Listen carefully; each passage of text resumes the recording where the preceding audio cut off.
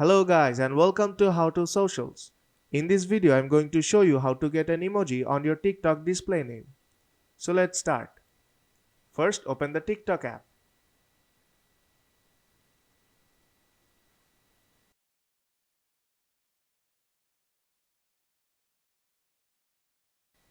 Now go to your profile from bottom right corner.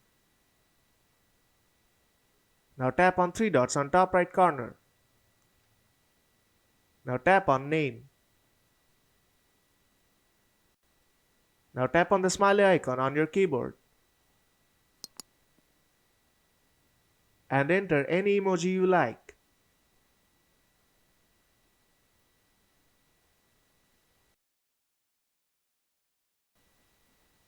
When you are done, tap save on top right corner.